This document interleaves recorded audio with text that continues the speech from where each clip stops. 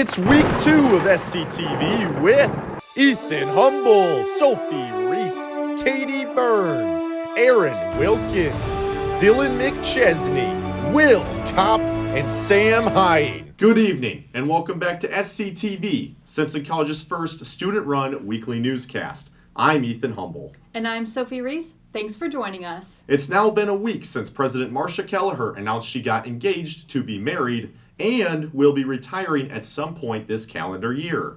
There's an open forum discussion being held during our airing of the show covering topics related to changes on campus, construction projects, and the future of Simpson and Black Box. The discussion features President Kelleher, Academic Dean John Wool, and VP of Student Development and Planning Heidi Levine. Sctv will have your recap from the discussion on next week's episode.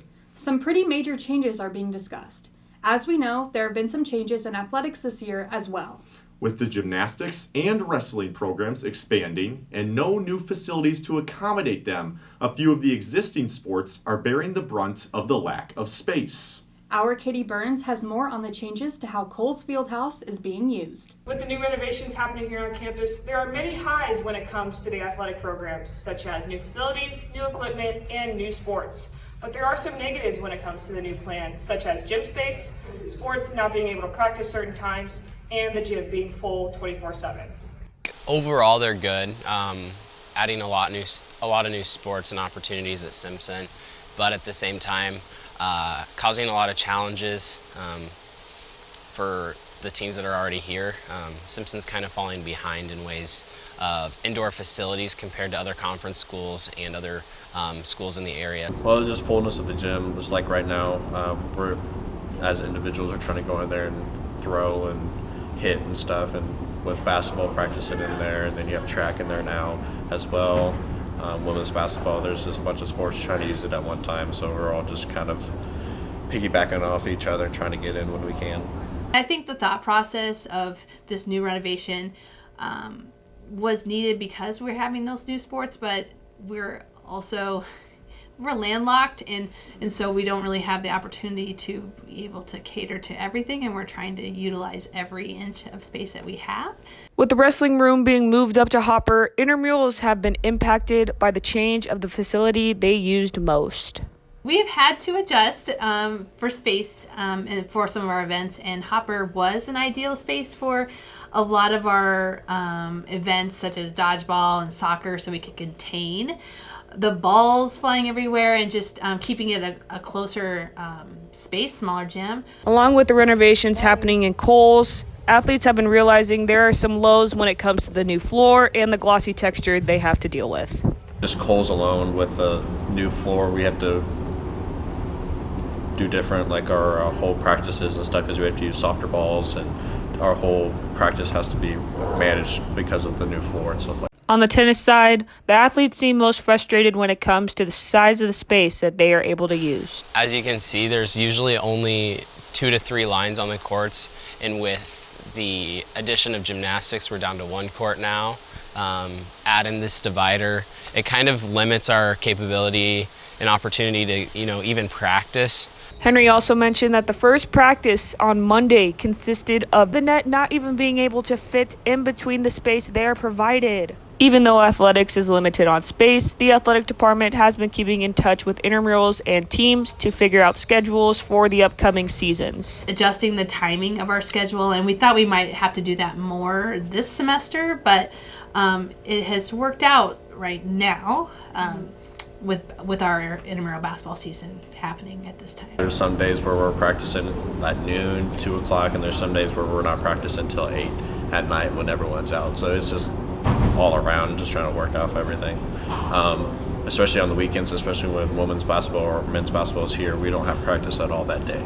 Henry and Darling had different viewpoints on how the issue of the gym will play out. I don't see issues going away immediately. It's more so just you're limited to a X amount of square feet, 1 court for the tennis team, and that's essentially just something you can't really overcome. I think there's always going to be an issue of not enough space.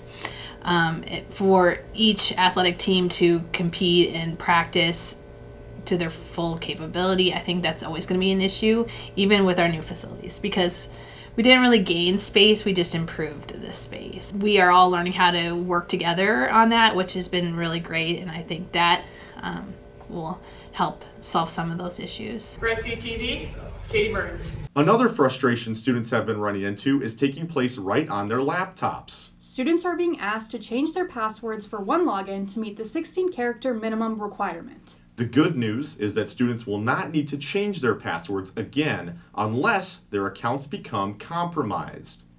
Moving into sports, we've heard a lot about the new women's wrestling team and the men's and women's gymnastics team. But there was another sport administration added we haven't discussed much. That's right, Sophie. With an unclear timeline and schedule of when their competitions will be happening, we decided to check in on what's been happening with the men's volleyball team slated to start this spring. Our Aaron Wilkins has the story. My name's Kylo Pillay, and I'm the head coach of men's Simpson volleyball.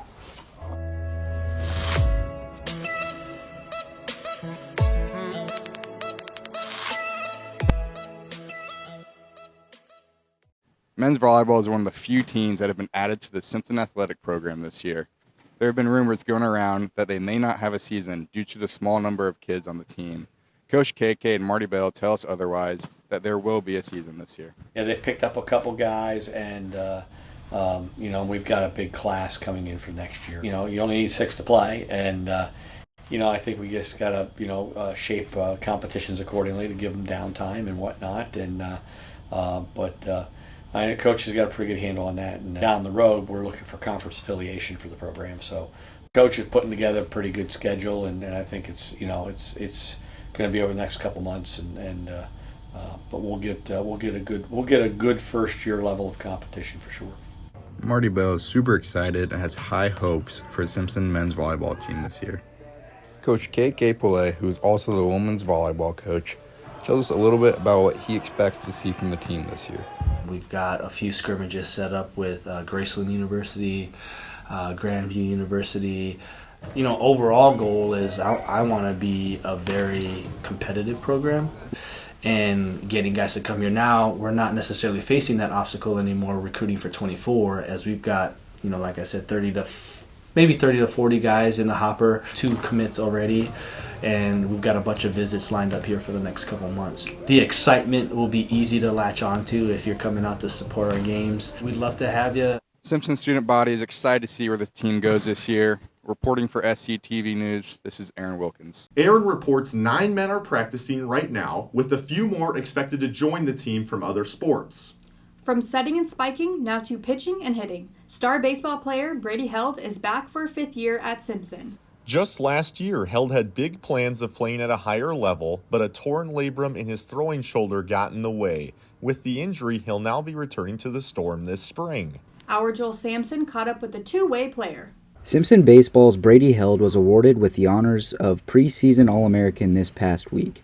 Despite holding 4 different pitching records at Simpson College, he says leadership has been his #1 learning experience here at his time at Simpson.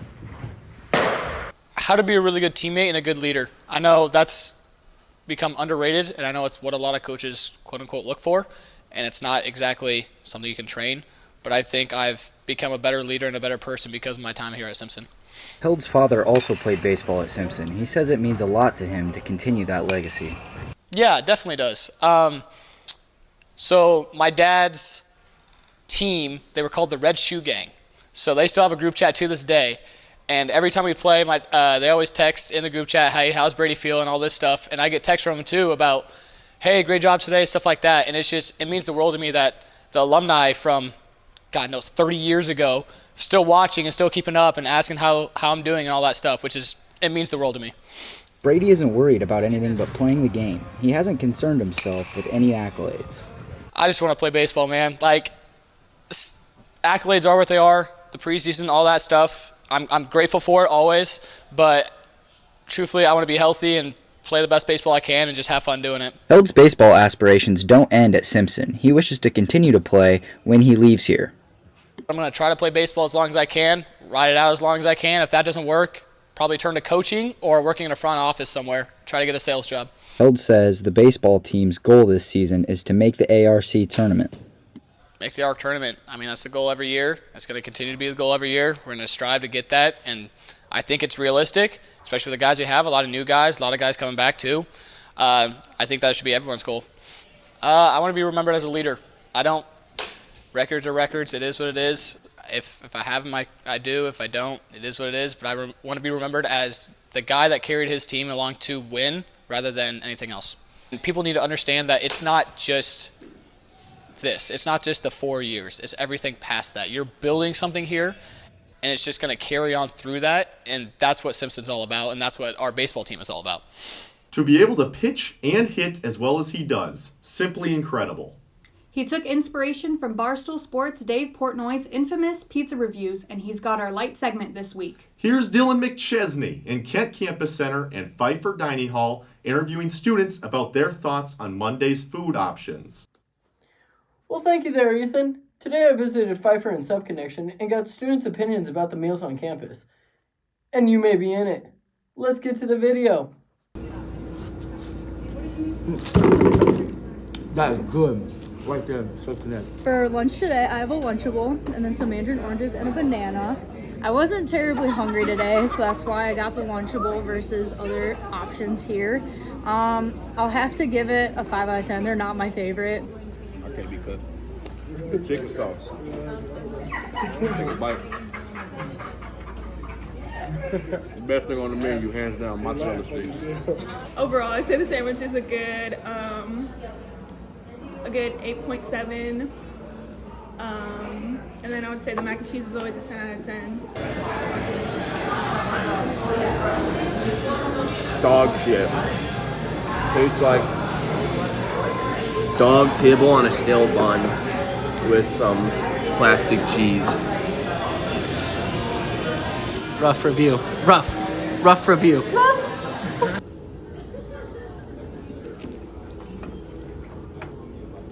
A little dry, but I'd say 7 out of 10. First impression of the Sub Connection chicken bacon, no cheese, lactose intolerance, you know how it goes.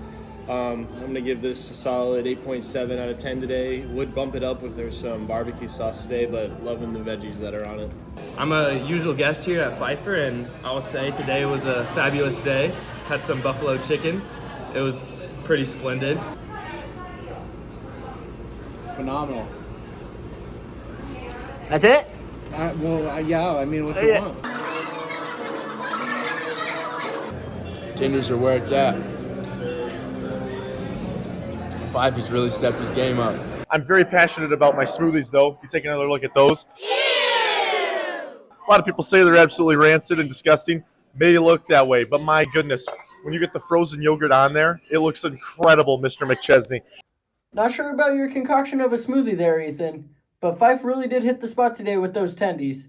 Dylan McChesney, out. I have to agree with Dylan. That smoothie looks disgusting, Ethan. But it's such a great way to stuff a bunch of fruits and vegetables into one single beverage.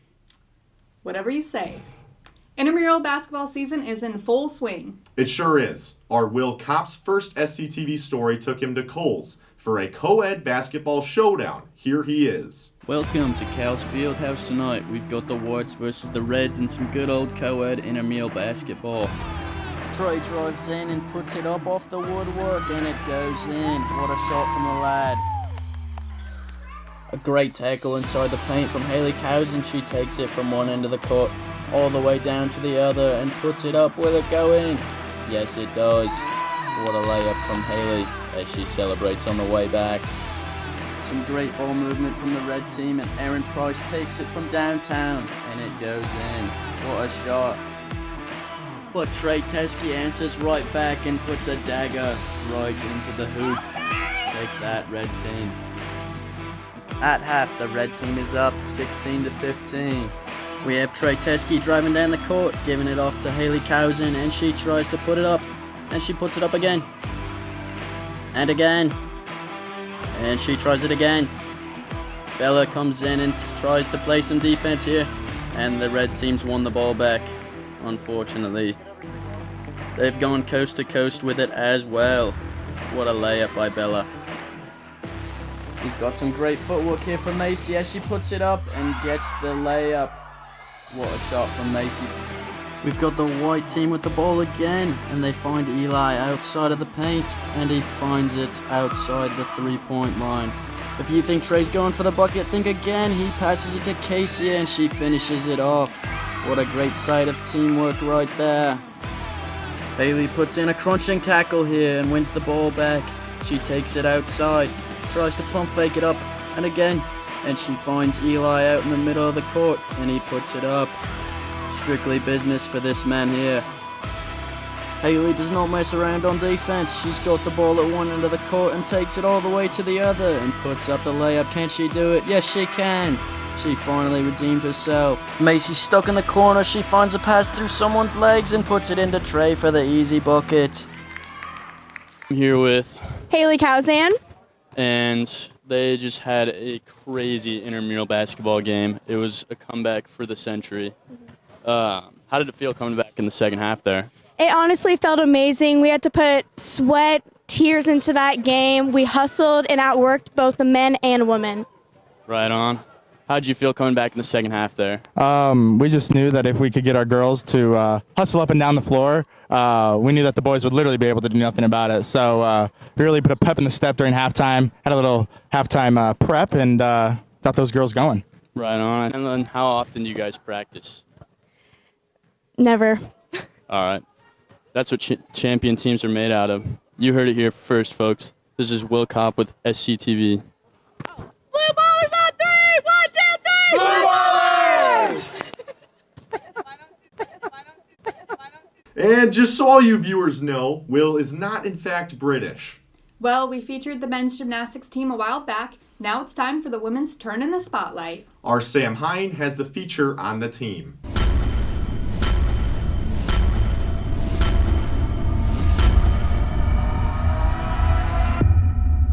Women's gymnastics is one of the brand new teams here at Simpson College. I got the opportunity to interview Avery and Emma, two members of the Simpson women's gymnastics team. Let's see what they have to say about the season so far. I love being out here. Everyone's usually so positive. Our first meet, we got our goal of the 180. That was our goal score, and we got that. We also got that our second meet. It's definitely an adjustment because in club gym, we've had a facility, so it's been an adjustment, but it's been good. The equipment they have provided us with has been really good. We obviously don't have a full floor, so that's kind of hard, but everything else is fine. It feels the same pretty much. Practices are usually 3 hours, 3.5 sometimes, and then our meets, we start practicing. We have a 2-hour practice before the meet, and then our meets usually last 2 hours. And then another one of our big goals is to beat our little rivalry team, Greenville, at both of the times we compete against them. Everyone cheers each other on all the time. It's always loud, always screaming. It's really nice. Avery shows that she is very excited about the season. Let's see what Emma thinks about this season so far. Decent enough for us being a first-year team. That's for sure. We've all been figuring out what to do at the meets, figuring out everybody's what everybody needs at each meet. I don't know. It's been pretty cool. We've had a few falls at both meets, but it's also not been the same people. So, but I guess for not winning has been kind of hard, I guess you could say that, but also kind of expected for being a first-year team. But we're very competitive, so that's been kind of hard. I like it. It's, like Avery said, it is different because in club we have our own facilities, but here, I like being in here, but at the same time it's kind of hard because we only have one set of bars, one beam. In club we had 6 beams, 2 sets of bars, but it's not really any different than being at a merge where we train off campus. So next year we will be able to qualify for nationals. We can't qualify as a team, I don't think yet, but we can qualify individually. So for us all to qualify and go, because then we're going as a team, that would be pretty cool. It's just because we're new. Yeah, we're not in a conference. This year we're not in a conference. Next year we will be, which is why we'll be able to individually. I love being here. I like the team. They're most of the time very positive.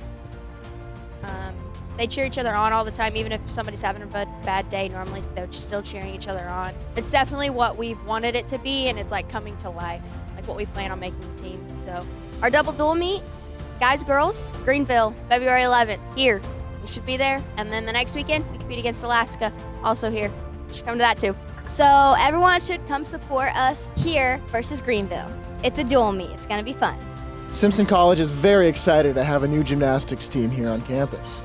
And we cannot wait to come watch you guys at home. For Sctv, I'm Sam Hying. And the feature was warranted as the Storm claimed their first victory of the season. The ladies defeated Hamlin by 3.9 points in their second place finish at the University of Wisconsin Lacrosse Triangular. Bailey Tesenia won the balance beam, and Avery Ingram won her second consecutive all-around title with a score of 35.925.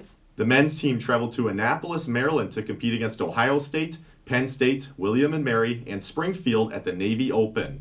The Storm compiled program-high scores in both the floor and vault rotations. Michelangelo Villani, Sterling Pariza, and Milo Staley all set personal best all-around scores while at the meet. Men's and women's swimming and diving took 5th and 7th, respectively, at the Grinnell Invitational Saturday. Jay Sieperle won the 200-yard individual medley and swam a season-best time in the 200-yard freestyle. The men would defeat ARC rival Co. at the meet. On the women's side, Caitlin Smith swam the 500-yard freestyle in just under 6 minutes, and Emma Haynes set a career best in the 100-yard individual medley with a time of 1 minute and 9 seconds. The men's wrestling team went 1-3 at the ARC duels in Dubuque on Saturday. The Mat men defeated Nebraska Wesleyan in their first duel of the day before, falling to 3 nationally ranked opponents at Luther, Loris, and Co. Dylan McChesney and Shyler Langley highlighted the Storm's efforts, each grabbing a trio of wins. The team moved to 1-4 in conference competition after Saturday. The women's basketball team rebounded after a tough loss to Dubuque with an overtime thriller at Central Wednesday night. The ladies then continued their dominance with a 69-56 win over Co. On the other hand, the men's skid continued. After losing 73-64 to Central, they lost 87-76 to Co. The men currently sit at 7th place and 4-5 in the conference, while the women are 4th at 5-4. That's going to be all from us here tonight. We humbly thank you for your time. We will be back next week. Until then, you stay classy, Simpson.